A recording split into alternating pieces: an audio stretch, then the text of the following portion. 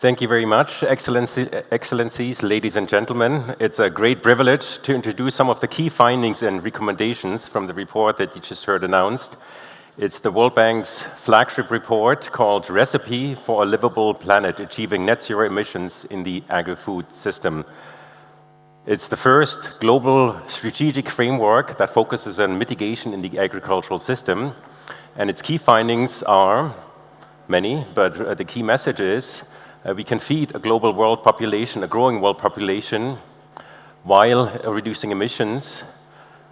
That transformation also brings many benefits, securing food supply, making food systems more resilient, and helping those who are most vulnerable and potentially vulnerable in this transition and creating opportunities. Now, we heard many headline numbers and key numbers about the agri-food system earlier in the day. Let me just walk you through some of the key findings and starting with one of the main questions that we often get. Why are we interested in agri-food system emissions and mitigation of these emissions? The agri-food system is caught in a vicious cycle, and adaptation alone is not a solution, a strategy for a food system of the 21st century. That's one of the key starting points.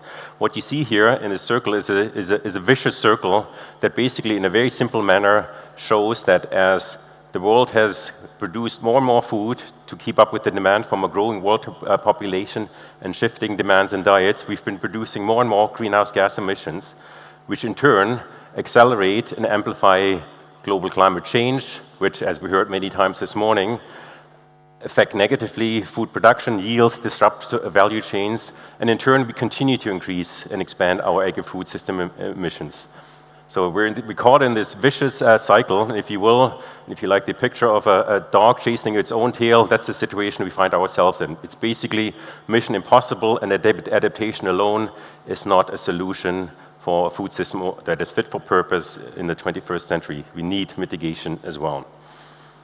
Here is a breakdown of the agri-food system's global emission profile. What you see in the yellow shaded portion of the bar in the center are the 16 billion tons, the 16 gigatons of emissions, of greenhouse gas emissions that the food system generates every year. That's about a third of the global amount of greenhouse gas emissions produced annually. On the right in the pie chart, you see a breakdown of these emissions by components and sources. In red is typically what we refer to agriculture. We call it farm gate here. These are emissions associated with livestock production, such as enteric fermentation. But as you can see, that only amounts to less than half of the global agri-food emissions. As we account for the entirety of the agri-food emissions, we also find that a third of global emissions come what we call pre- and post-production emissions. These are things as the food moves from the farm gate, from the gate to the plate, from farm to fork. Significant sources of emissions are there, for instance, associated with household consumptions, but also the waste of food that we heard about earlier today. And the single largest category is the expansion of agri-food commodity production and the associated land use change that emits about a fifth of global greenhouse gas emissions in the agri-food system. So a massive global footprint that presents itself as we dissect the food system.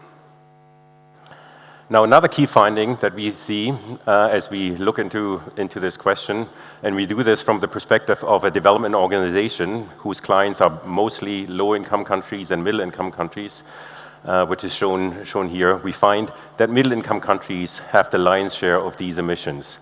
Here you see emissions 30 years ago and more recently for low, middle, and high-income countries, and you see that about 2/3 of these emissions come from middle-income countries. They're not only the largest group of countries contributing to these emissions, they're also driving emissions growth over the last couple of decades. Ranking these countries by their contribution to agri-food emissions show that seven among the top 10 agri-food emitters are middle-income countries. And there's one low-income country in there, the Democratic Republic of the Congo. So there's a couple of messages you can derive from this chart. First of all, these emissions are highly concentrated, but they're also distributed across different country income groups, high-income countries, low-income countries, and middle-income countries. And basically all the regions of the world are represented in this ranking. Now, a key message here, and the implication is here, that without significant climate mitigation, action in the agri-food system, the Paris Agreement goals that the world set for itself cannot be reached. What you see in this chart are the cumulative emissions or cumulative emissions trajectory from now until the end of the century. Basically, on the vertical axis, you see the remaining carbon budget that we have for the world. If we continue on a business-as-usual path with the food system, and the world decarbonizes in non-agri-food parts of the economy by, say, 2075, we would be on the red line. And that shows that we have basically a diminishing chance of achieving the 2-degree temperature target that was set in the Paris Agreement. So the food system alone could drive us past that target. But instead, the trajectory we want to be on is the one shown at the bottom in green. This is the trajectory we could be on if the world decarbonizes aggressively by the middle of the century, as stipulated by the Paris Agreement, and we take a set of comprehensive actions in the food system to mitigate these emissions. And I'll illustrate some of those in more detail in the coming slides. But the key message is here, we need to take action, otherwise the Paris Agreement temperature goals are simply out of reach. Now the good news is we have comprehensive global assessments that we feature in our report that look at the cost effectiveness, the affordability of mitigation actions. And these are really the low-hanging fruits that we can start to use now. What you see here, broken down by world regions, is both the technical potential, the height of the bars, and the portion shaded in green that represents the cost-effective or affordable potential. We define it as a ton of CO2 emission reduction that is available at $100 per ton or less. In fact, if you further drill down, you find that 30 to 50% of the cost-effective potential, mitigation potential, is in fact available at $20 per ton. And a lot of it is in fact cost negative, so it provides savings as you implement these actions. And as you can see, basically all world regions have about 40% plus or minus of their technical potential available as cost-effective potential. You can see some of the key regions that have most of that in the East Asia region and the Latin America region.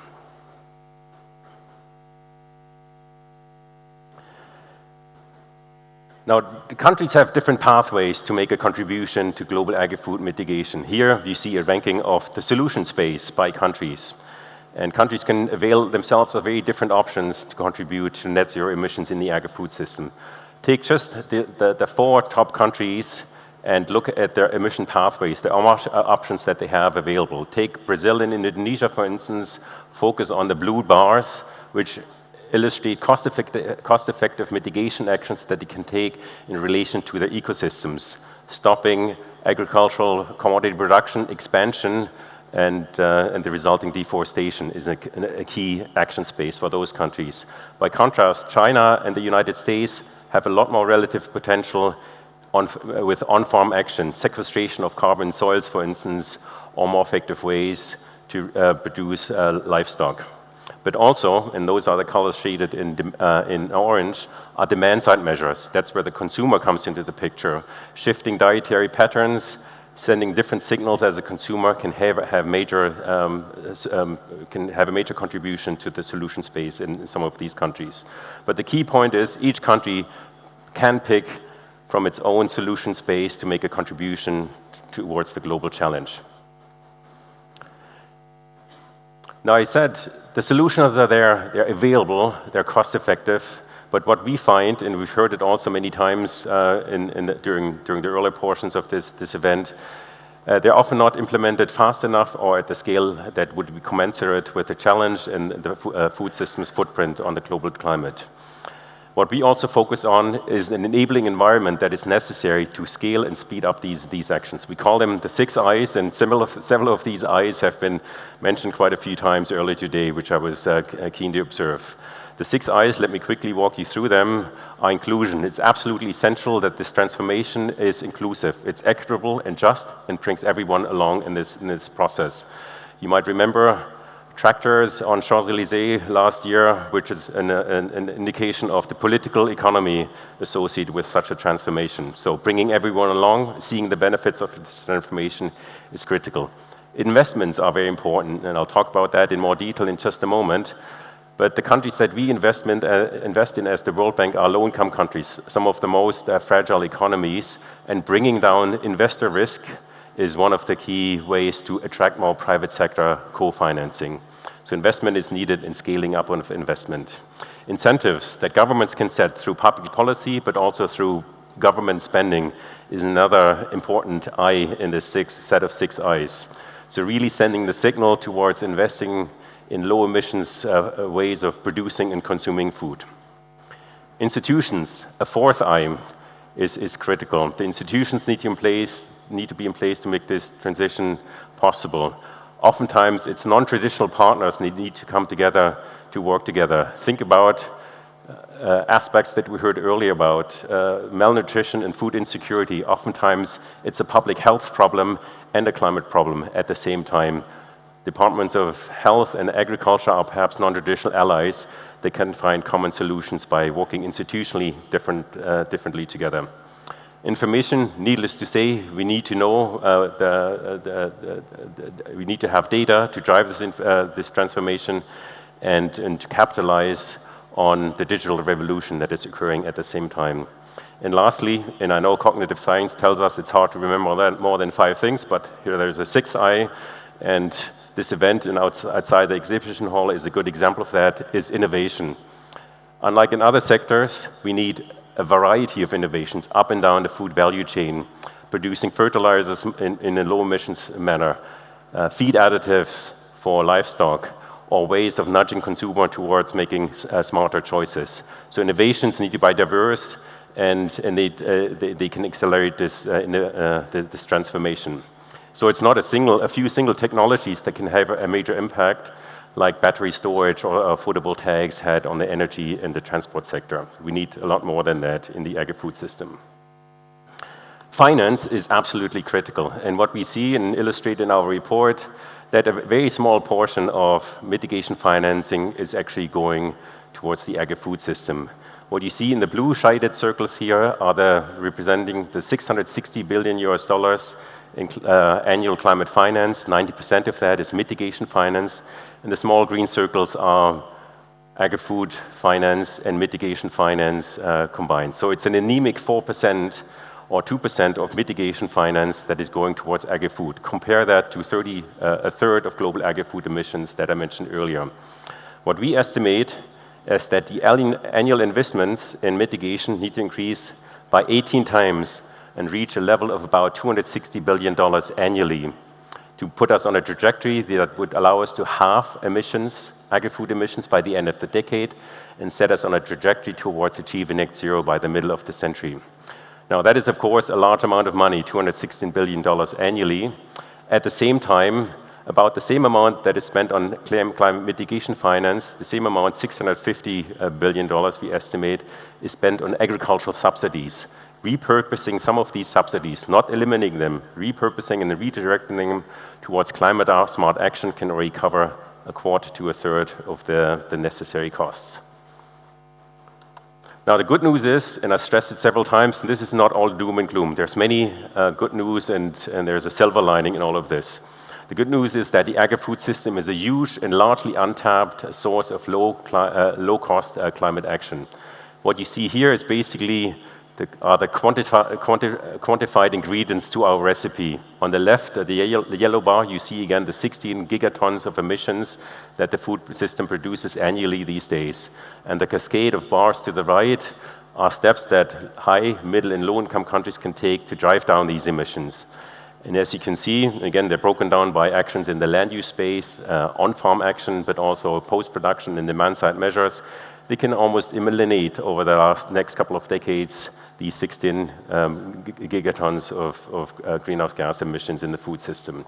What we illustrate also, and we go into some detail in the report, are horizon technologies, new technologies that are becoming available, that are reaching the farm gate and are increasingly becoming cost-effective. Technologies such as electrolyzers to eliminate emissions from fertilizer production, for instance, or feed additives that I mentioned earlier, or low emissions, renewable energy sources of energy to power cold chains. Those are horizon technologies that can bring us over the zero line, if you will. The important message here is 3/4 of these cost-effective solutions, again, sit in middle-income countries. They hold the largest potential. They're available today with today's technology, and many of them, in fact, are cost-saving. They save farmers and producers money. And very important, also for the message of this event today here in Abu Dhabi, is that we find there's no inherent trade-off between mitigation in the agri-food system and food security. And that is largely due to the triple wins that we can have.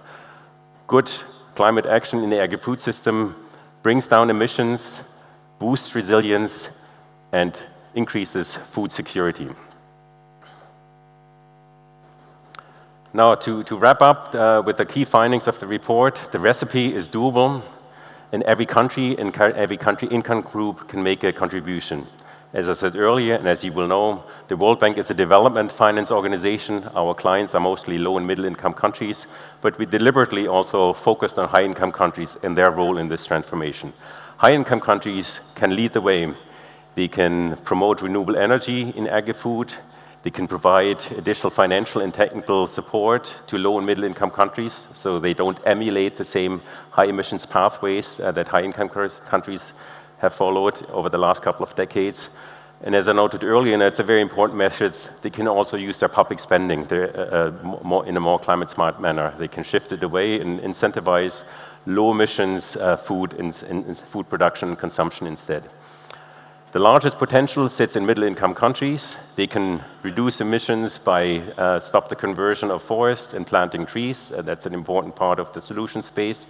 They can also cut emissions, mostly from methane associated with livestock and rice production, and they can manage soils more sustainably. Again, a large category of the mitigation potential. And they, just as high-income countries, have tremendous potential to use cleaner and more energy-efficient sources to power the food system going forward. And lastly, but not least, low-income countries also have an important role to play. They have, of course, contributed the least to the global climate crisis, but their opportunity consists of bypassing the high emission pathways of high and increasingly middle-income countries. They can also use their capital, their natural capital, to promote development and help reduce emissions in their agri-food system, or avoid emissions in their agri-food system.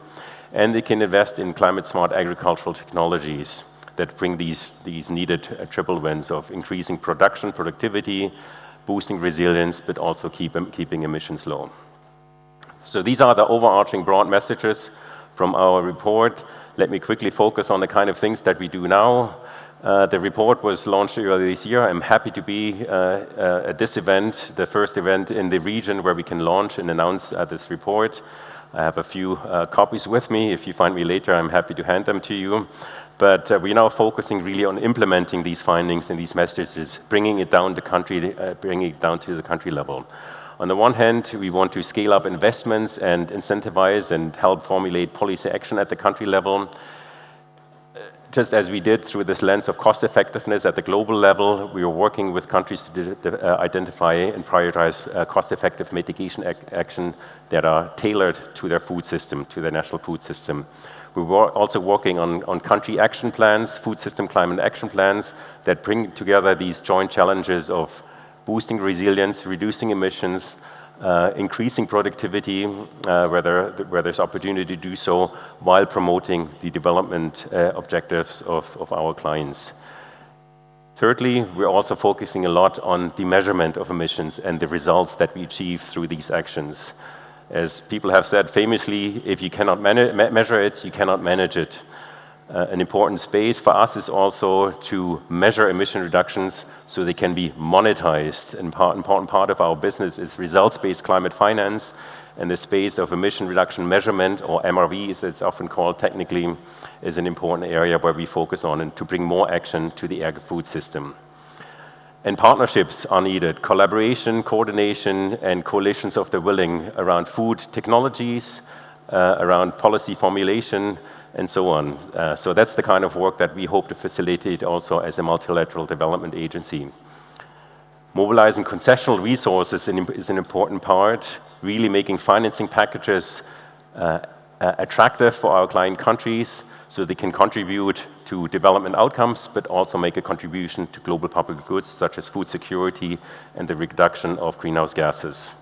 And lastly, our main client base are governments, sovereign governments, advising them on how they can use their public resources more effectively and in a manner that attracts the private sector as a vehicle for co-financing. So using guarantees and climate bonds and other innovative forms of financing are the kind of instruments that we want to deploy in a scaled-up manner to attract co-financing that is necessary to fill this financing gap that I mentioned earlier. So with that, let me thank you for your attention. Let me just note, very lastly, behind all of this is a 320-page report that's available online. You see the QR code here. We also have an Arabic version of it. Again, some copies of that are with me, and I'm happy to hand them to you, whoever is interested. And we're very much interested in engaging with all and any of you on this important agenda. And very lastly, all of this work has been supported by a global trust fund, Food Systems 2030, which is also the trust fund that donors are supporting us now to implement this agenda going forward. With that, thank you very much for your attention.